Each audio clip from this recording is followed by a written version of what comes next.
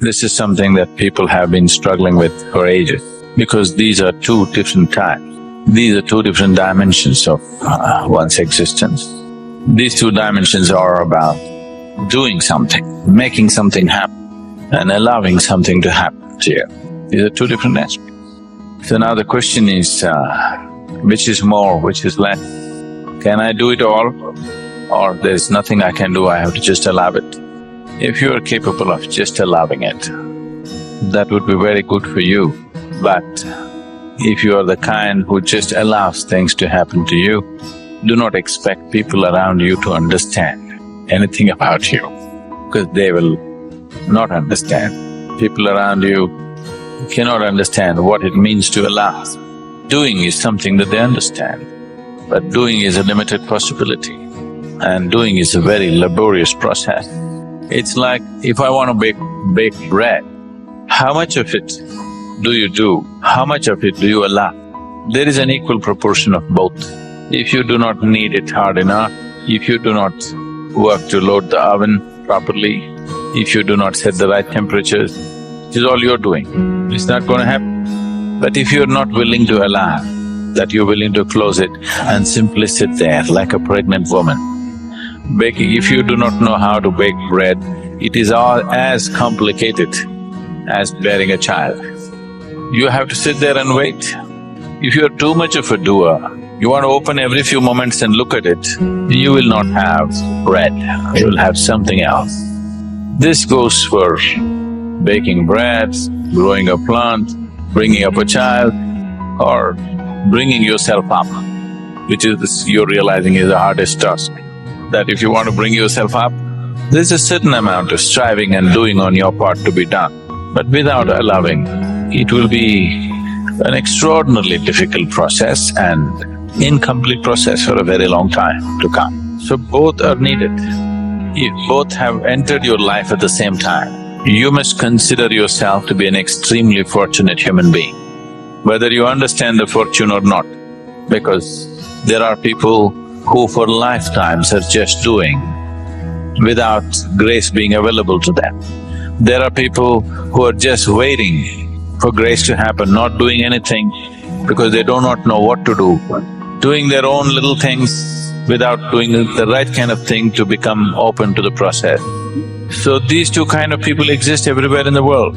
Some are waiting for gods to do things for them, some are trying to do everything by themselves.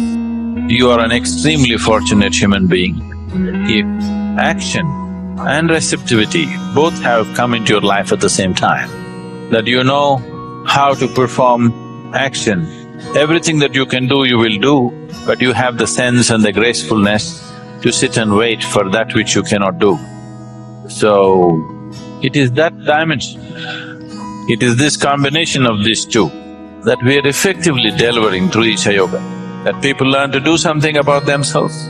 At the same time, people learn the humility of waiting, the devotion. Devotion is needed, otherwise one cannot wait. If you do not look up to something, you cannot wait. So to be able to do everything that's needed, having the necessary tools and the empowerment to do things about your life, at the same time having the necessary sense and grace to wait and be able to receive. Both these things need to happen. So if the question is pushed a little further, the question could be, can't I do it myself? Or the next question could be, will you write a self-help book? Get yourself enlightened. Combination of both is best. If you push one too far, you may lose your grounding. If you push your receptivity too far, not doing anything, you do not even know whether you're being receptive or just being lazy. If you try to do everything yourself, not allowing anything to be received, then it's like a plant which is trying to grow without sunlight. It will grow but pale, it will not produce any flower or fruit. It'll be a long time before it can produce anything. So we need a combination of both.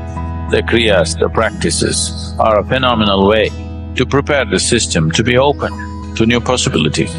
If your energies do not open up to new possibilities, then you're talking about a long drawn-out journey. To become open is the most important thing. So just believing that I'm open and not doing anything about it He's no good. There are lots of very open people. If you say one word, tomorrow they'll be gone. They believe they're very open. Even me, if I make as much as one comment about them, tomorrow they'll be gone. That open they are. So openness has to be tested with your commitment of time and effort. How open you are, you have to prove every day to yourself and to the existence. By every day putting in that much, I am this open, I am willing to give my this much of time and commitment, I am that open. So your sadhana is a tool for opening you up and also a test for your openness, both ways. So these are inseparable, you cannot separate them. If you separate it, it is an unrealistic separation, which does not work, largely does not work.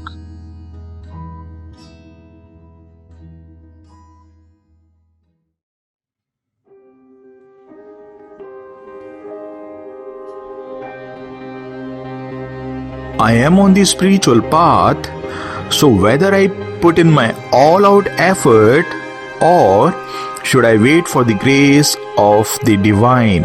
Should I wait for the grace of God, the grace of the universe to descend on me? This is the question which comes in the mind of almost every spiritual seeker.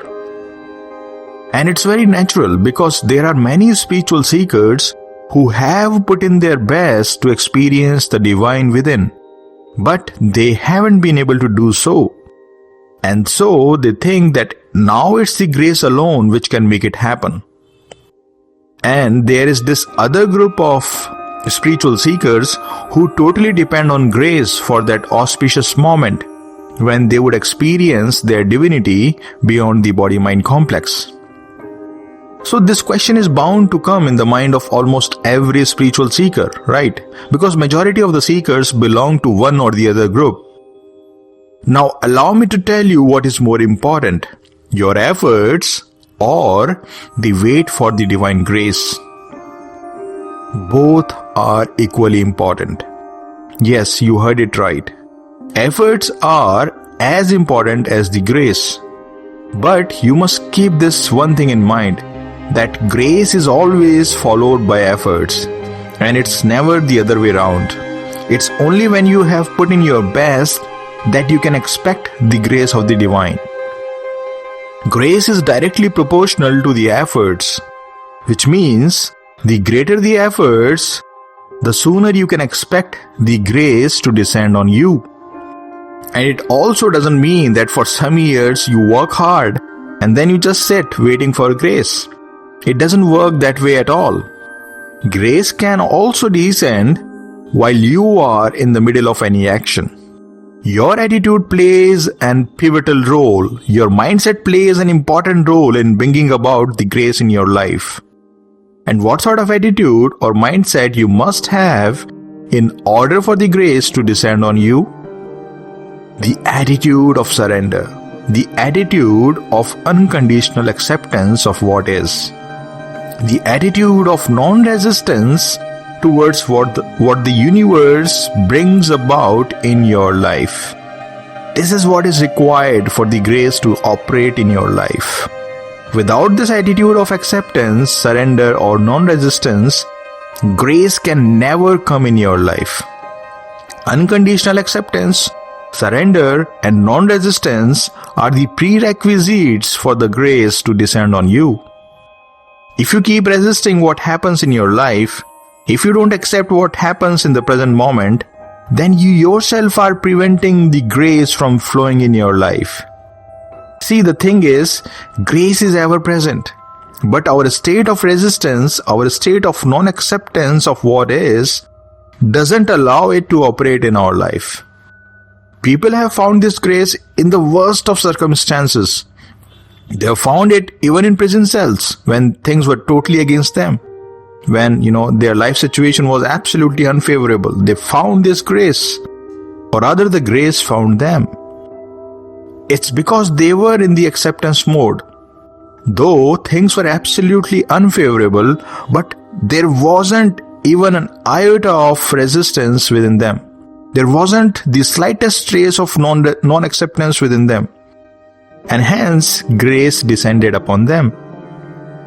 In a way, their state of non-resistance, their state of absolute acceptance, their state of complete and total surrender to what is, was their effort. And this effort brought about the grace in their life. Some people experience this grace when things are taken away from their life. People identify with things and they derive their sense of self, they derive their sense of worth from the things that they possess, that they own. And when those things are taken away from them, they feel diminished in that mind-made sense of self.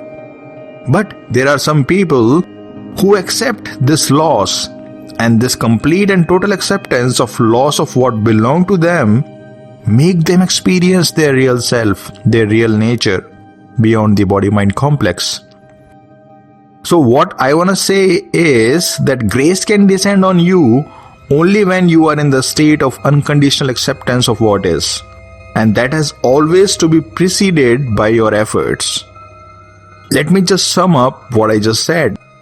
Effort and grace both are equally important. But grace is always followed by effort. And it's never the other way around.